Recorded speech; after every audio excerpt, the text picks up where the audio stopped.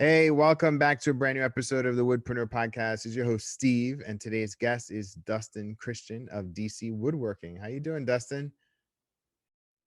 I'm doing great, Steve. Thanks for having me. I just want to start off by saying, I love the content you're putting out. The podcast is amazing. It's great to hear from people that are on the same journey as me.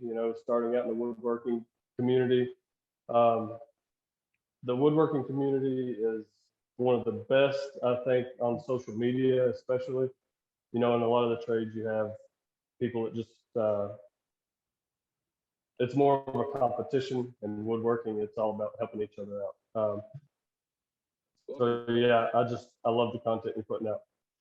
Thank you so much. Yeah, that's really kind, and I appreciate your listen and your ears.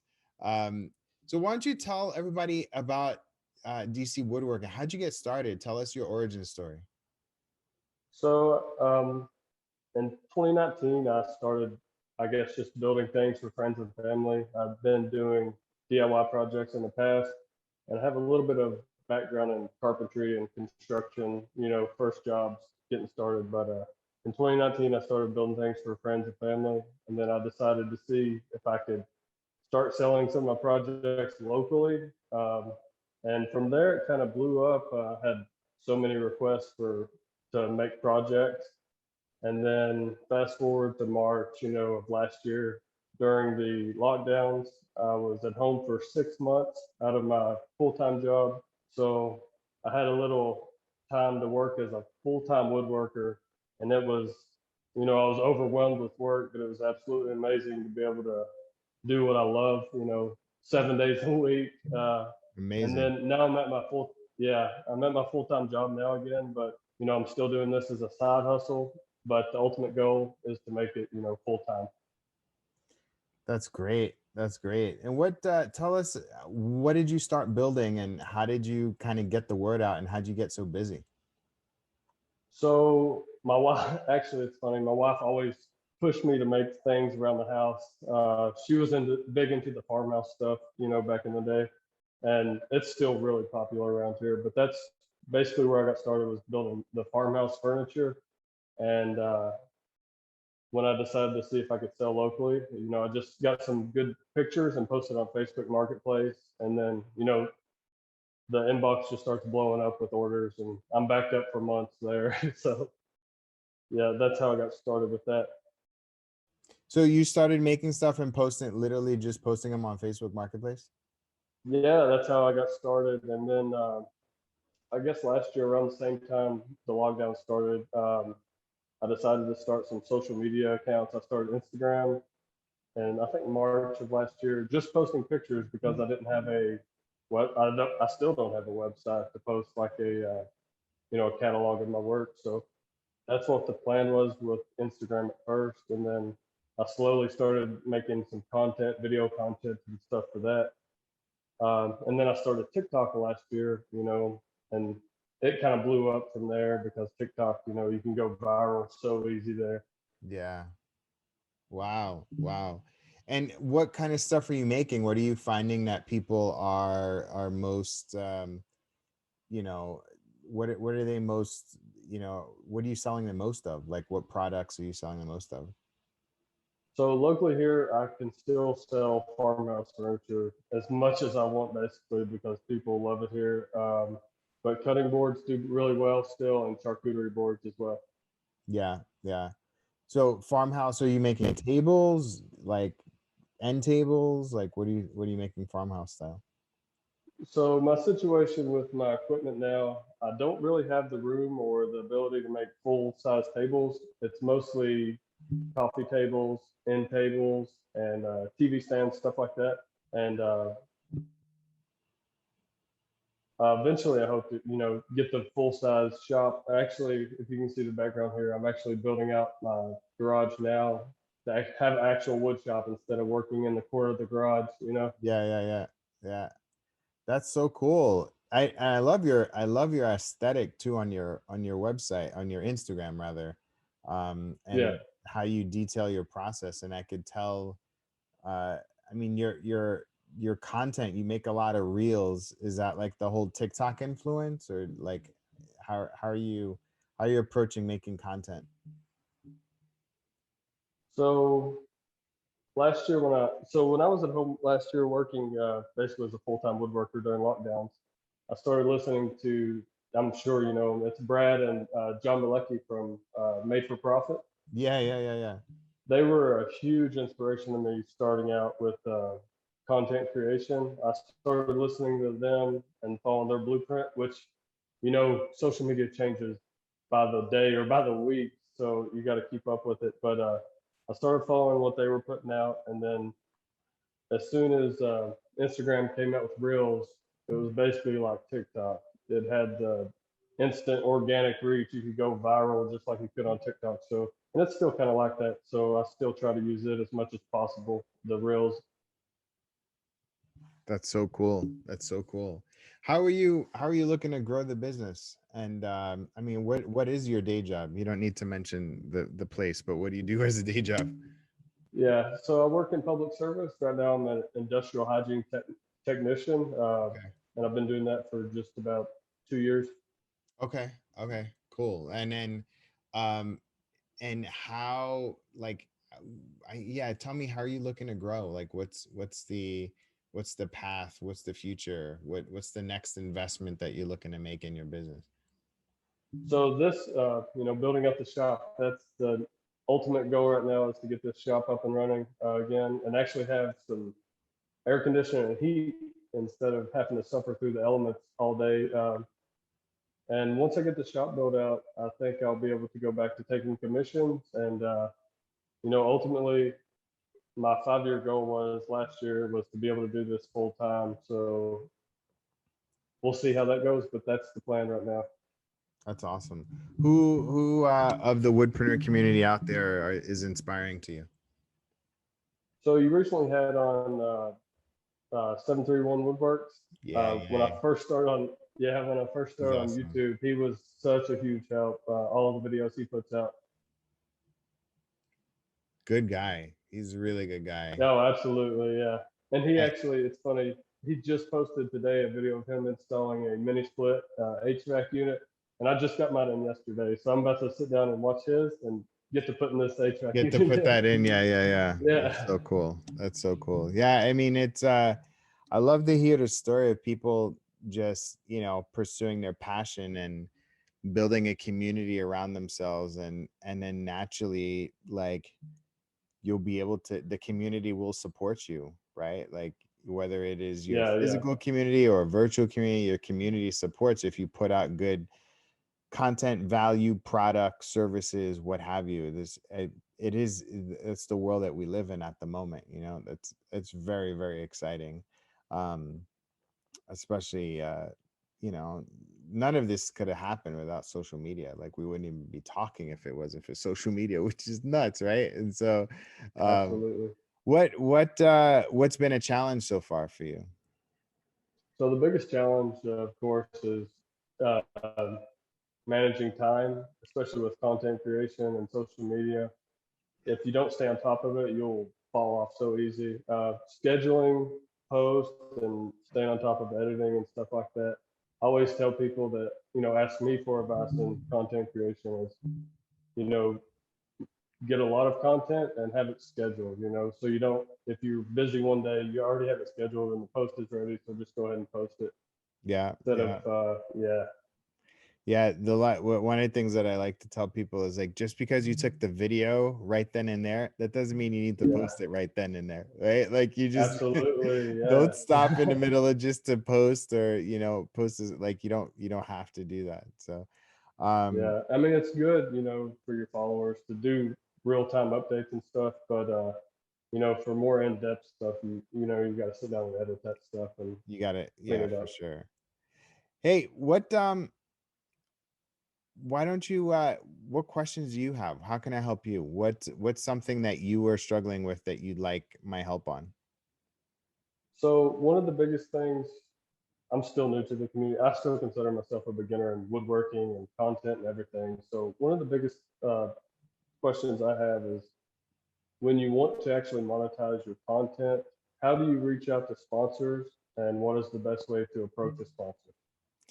Yeah. So if one of the things that I like to tell people is that one is it's about either the audience size and or your engagement, right? And so I would Yeah. work on getting a rabid, engaging following, right? So there's a lot of brands out there. They want, whether it's the Matt Cremona's, John Malekas, they want like the mega, big Hmm. size people, but they, you under 10,000, I would aim to get between 10 to 20,000 and have a nice sizable um engaging audience, right? Like good amount of good comments, good, likes. Saves are important too, right? So saves and impressions uh count a lot in terms of increasing your engagement. Saves basically come from having something that is of value. So if you put out a great value post, it was something that you've learned, a tutorial, what have you, like those tend to get saved a lot. And so those help. So impressions and reach, those help a lot. So like looking at your analytics, seeing um, which helps. And so there's another thing that helps tremendously a lot too, is having your own website, right? And so having a website in which you are putting out written content adds value as well, right? Because then you have something to point people to. One of the things that, if you've listened to other podcasts, if you heard me say, is that like, if you have 10,000 followers, those are Instagram's 10,000 followers. Those aren't your 10,000 followers, right? And Yeah. so that can go away tomorrow, right? And like, God forbid, knock on wood, you can keep but like people have gotten their account stolen. There was just a girl not too long ago, she lost her account. She had 21,000 followers. She lost her account, woodworker, right? And Yeah, so I seen was it Annie, the young yeah, girl? a She young lost. girl. Yeah. She Yeah, just lost her account, right? And so, yeah, so if you had built up an email list of 21,000 followers, you can email them all tomorrow and get all of them to follow you back, right? And so, so having a website, so I guess first advice, get your engagement up, right? Engage with more people, uh, get impressions, reach, saves, all of those things, because that's what sponsors want. They want more authentic. It's not just about the size of your audience, it's about authentic engaging, right? um Two is to have your own website, because then you have like a landing page where people can learn more about you beyond just, you can post your YouTube videos there, you can post blogs, right? Like treat yourself like as a brand, right? And then I would say the third thing is, oh, which is very overlooked, is like get super creative with your content. Have your own signature style of content, and make sure, because that's what they want. They don't just want like the size or the engagement, or you have platforms with X amount of people. They want to actually know that you're creative and you can put out amazing content, right? So like, whether it's studying other content creators outside of the wood space or in the wood space, seeing if you can like mimic or model what some of the high performing things that they do, right? Or look at people's captions to see like, oh, they look like they're vulnerable here, how can I ask questions so that I can elicit more, you know what I mean? Like those, that's what I would do first. And then, like I just did this on the other day on another podcast, and it was like, just make yourself known that you're available for those deals. So like DM me to collab, like just put that in your yeah. bio, right? Yeah. How big is your TikTok audience? So 20, almost to 25K. Yeah, 25K. Yeah. So I yeah, would put that in your bio. Put that in your bio. TikTok 25K. You know what I mean? just so people can see that, that you have another platform with a lot of people. But Yeah. I would be pushing, batching your content, getting them on out there, engaging on other communities, putting out more. When I say all that to say, I say all that to say, and that's like an asterisk or parentheses to say, is it all depends on what kind of business you want to build. Yeah. Do you want to be a content creator, or do you want to sell $3,000 tables? Yeah, absolutely. You know what I mean? That's Like true. it's Yeah. a different animal. You need to treat yourself differently, right? Like if you want to have a bigger shop, it's going to come from selling some more product, Yep. right?